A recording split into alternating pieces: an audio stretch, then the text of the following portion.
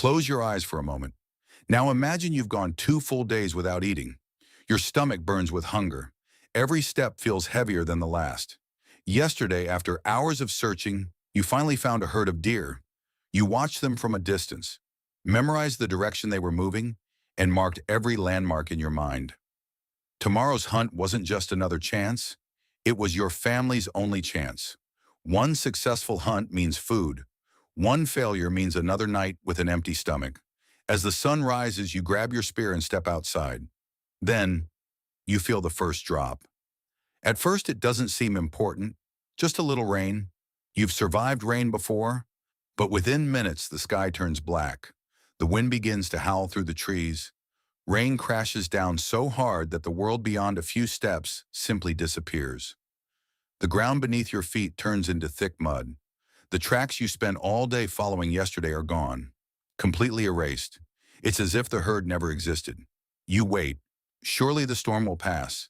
An hour goes by, then another. By sunset, it's raining even harder.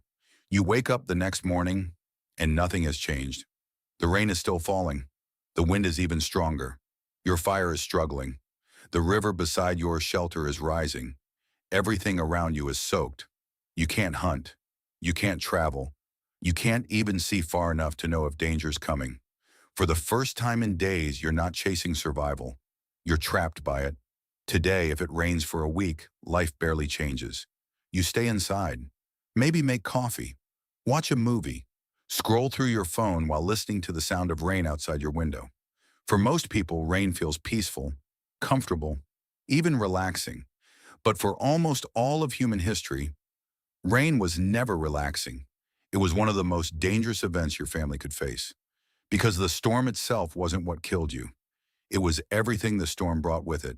Cold, darkness, flooding, hungry predators, and one terrifying problem that almost nobody thinks about today. If your fire died, there was a very real chance you would never get it back. Think the rain is the problem? It isn't. The rain is only the beginning. The real danger starts after everything gets wet. Within a few hours, your skin is soaked. The animal hide wrapped around your body is soaked. Your bedding is soaked. Even your wooden spear feels heavier in your hands. And then the temperature begins to fall. You don't have waterproof clothing. You don't have a dry cabin waiting for you. You don't have a hot shower. Every gust of wind steals a little more heat from your body. The colder you become, the slower you think, the slower you move, the harder it becomes to make good decisions. Long before hypothermia kills you, it steals your ability to survive. And nature knows exactly when you're weak. The animals you've been hunting disappear into the forest. Birds fall silent. Even insects seem to vanish. The wilderness suddenly feels empty. But it isn't. It's watching. The predators haven't disappeared. They're looking for shelter too. The same dry cave you're trying to protect might already belong to a leopard, or a pack of wolves, or a family of cave hyenas. Today we think of caves as safe places. Back then, walking into the wrong cave could be the last decision you ever made. Archaeologists have discovered caves where the bones of humans and large predators were buried together in the very same layers of earth. Some ancient skulls even carry puncture marks that perfectly match the teeth of leopards. Those people weren't hunted across open fields. They died exactly where they thought they would be safest. And if the predators didn't get you, the landscape might. The peaceful stream beside your camp yesterday could become a violent river by morning. Heavy rain transformed narrow valleys into deadly flood channels. Water rushed through caves with incredible force, carrying away tools, food, firewood, sometimes entire camps. Evidence of these ancient floods still exists today.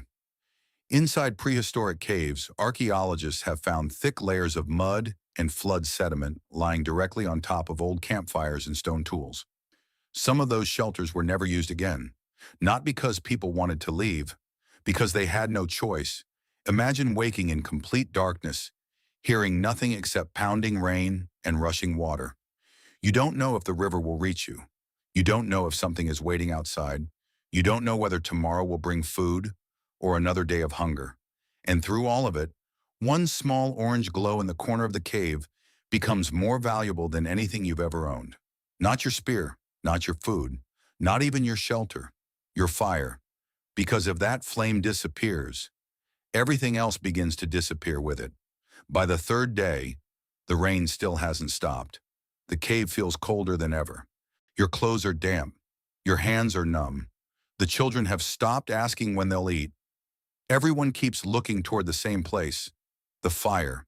Not because it's beautiful, because it's the only thing standing between life and everything waiting outside. Today, losing a fire is nothing more than a minor inconvenience. You grab a lighter, strike a match, push a button, problem solved. But 50,000 years ago, it wasn't that simple. In fact, losing your fire could become the biggest mistake your group would ever make. Here's why. Many people imagine ancient humans could create fire whenever they wanted. But the truth is, we're not entirely sure that every group could. Scientists know our ancestors controlled fire for hundreds of thousands of years. But controlling a fire and creating one from nothing are two completely different skills. If the flames died during a week-long storm, there was no guarantee you could bring them back. And without fire, the cold became unbearable. Raw meat became dangerous. Darkness belonged to predators. Even clean drinking water became harder to make safe. One dying flame threatened everything. That's why, during a storm, keeping the fire alive became the most important job in the entire camp. Imagine sitting beside those glowing embers for hours, feeding them tiny pieces of dry wood, shielding them with your own body every time the wind rushed through the cave. Not too much fuel, or you'll smother the fire. Not too little, or it slowly fades away. Every decision matters. Every mistake has consequences. But where do you even find dry wood after days of endless rain? Surprisingly, the forest still hides it. Experienced hunters knew that the lowest branches of evergreen trees often stayed dry beneath a thick canopy. Even fallen logs weren't completely useless. Split one open, and the wood deep inside was often still dry enough to burn. They also understood something remarkable about birch trees. Their bark contains a natural oil called betulin that burns even when the outside is damp. Long before chemistry had a name, our ancestors already knew how nature worked. Not from books, from experience. Generation after generation, storm after storm. Some groups became so protective of fire, they refused to let it die at all. Instead of making a new one, they carried the old one with them. Smoldering embers could be wrapped inside slow-burning materials like tinder fungus, allowing the fire to survive during long journeys. It was, in a way, the world's first portable flame. Thousands of years later, when archaeologists discovered Otzi the Iceman, a man who lived over 5,000 years ago, they found something extraordinary tucked inside his equipment: a complete fire kit, tinder fungus, flint, pyrite, plant fibers, everything needed to protect or restart a fire. That discovery revealed something fascinating. Even after thousands of years of human progress, people still refuse to travel without fire. Because deep inside our history, fire wasn't just a tool. It was security. It was warmth. It was cooked food. It was protection. It was hope. And as the rain continued hammering the world outside, that small circle of orange light did something even more important. It pulled everyone closer together, not just to survive the storm, but to begin changing the future of humanity. The rain has been falling for days. No one can hunt. No one can travel. No one knows when the storm will end. At first, that sounds like wasted time. But here's the surprising truth. Some of the most important inventions in human history may have been born during moments exactly like this. Because while the world outside was drowning, the cave became a workshop. Imagine sitting beside the fire. The storm is roaring outside. The children are asleep. The hunters have nowhere to go. For the first time in days, everyone has something they almost never had: time. And instead of waiting, they started building the future. One person picks up a broken stone axe. The sharp edge is gone, so he carefully strikes another rock against it. One tiny chip falls away, then another, then another. Hours pass, slowly. The dull stone becomes razor sharp again. Across the cave, someone else is shaping an animal bone, not into a weapon, into a needle. a tiny tool so delicate that one careless movement could snap it in half. Why spend hours making something so small? Because surviving winter isn't just about finding food. It's about keeping that food hunter alive. A better needle meant tighter clothing. Warmer clothing meant longer hunts.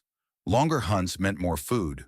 Sometimes, the smallest invention changed the biggest outcome. Nearby, another pair of hands twists thin plant fibers together, over and over and over again.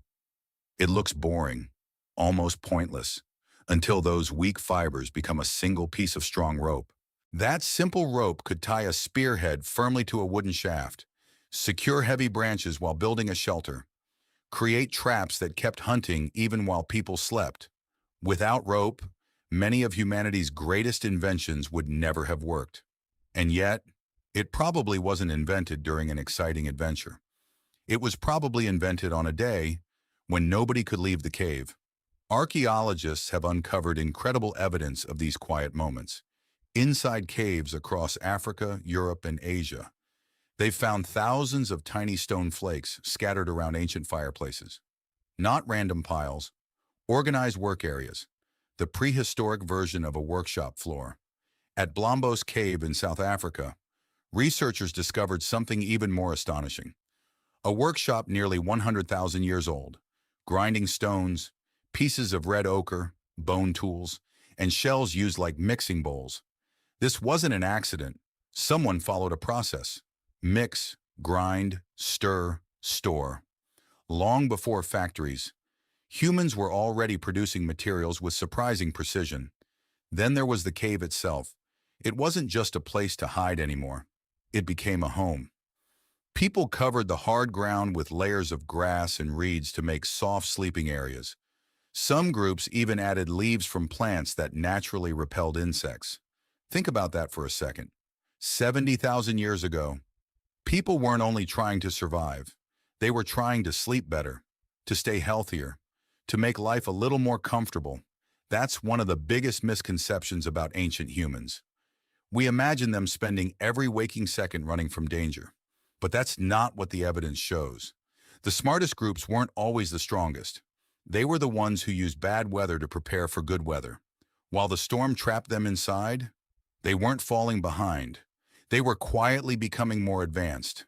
And once every tool had been repaired, every piece of clothing stitched, and every length of rope finished, something unexpected happened. With nothing left to build, their hands finally became still. But their imagination was just getting started. By now, the cave has gone strangely quiet. The tools have been repaired, the clothing has been stitched, the fire is burning steadily again. Outside, the rain still hasn't stopped. There is nowhere left to go, nothing left to hunt, nothing left to build. So what do you do when your hands have finished working, but your mind is still awake? You begin to tell stories. Think about it. For the first time all day, everyone is sitting together. The children move closer to the fire. The elders stare into the flames. The hunters finally stop talking about survival and start talking about something else. Remember the giant bison we followed last winter? The river wasn't always there. Don't go near the northern cliffs. That's where the cave lion lives. At first, they sound like ordinary conversations, but they aren't. Every story carries a lesson. Every lesson carries experience. And every experience could save someone's life. Long before books, before writing, before schools. This was humanity's classroom.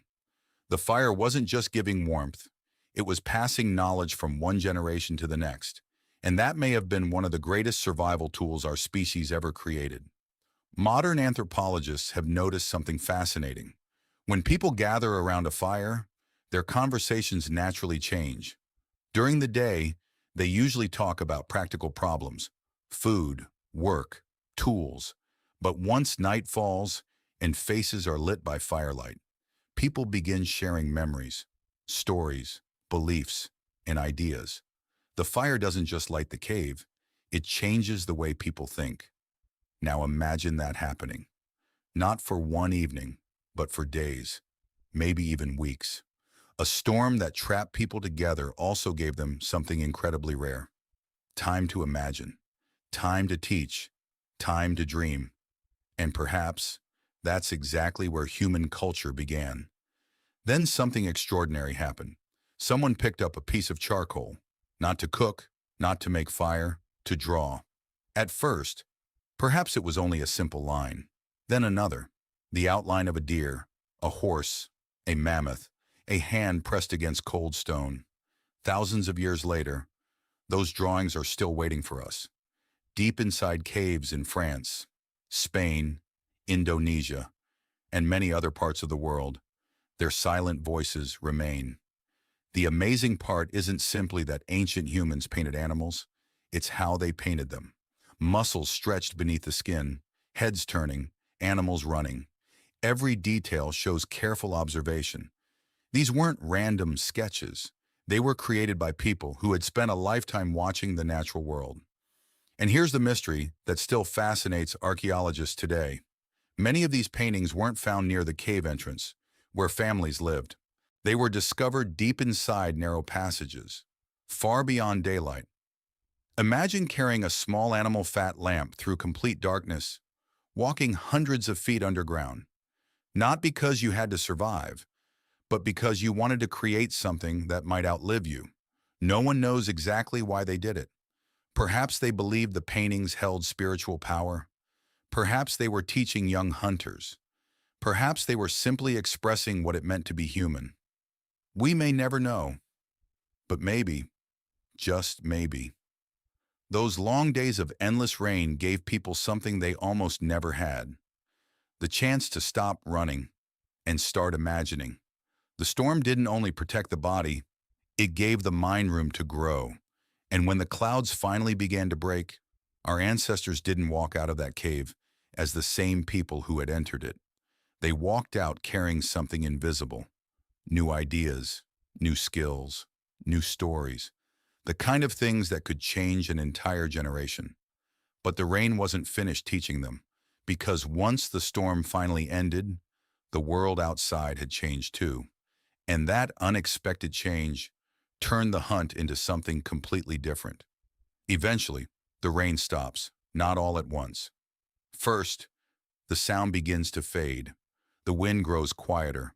Then, for the first time in days, a single beam of sunlight slips through the clouds. You step outside. The air feels different, cleaner, colder. The world is almost unrecognizable. The forest that trapped you now reveals its secrets. The ground beneath your feet is soft. Every footprint is perfectly preserved. A deer passed here, not long ago. A family of wild horses crossed the valley. A wolf pack moved toward the river before sunrise. For an experienced tracker, the earth has become a map. Every footprint tells a story. Every broken branch points in a direction. Every patch of disturbed mud becomes information. The storm that erased yesterday's tracks has created today's opportunities. And the rain brought more than tracks. Tiny mushrooms begin pushing through the wet soil. Fresh plants appear where there was nothing before. Roots become easier to dig from the softened earth. Insects emerge in huge numbers. In many parts of Africa, termites swarm after heavy rain, creating one of the richest natural sources of protein available. Nature wasn't empty after a storm. It was simply different. The groups that understood those changes didn't just survive, they adapted. And adaptation has always been humanity's greatest advantage. Most animals survive by becoming faster, stronger, or more dangerous. Humans chose a different path. We survived because we learned. Every storm taught a lesson. Every mistake became knowledge. Every generation left something behind for the next. That's why rain was never just bad weather. It was a teacher.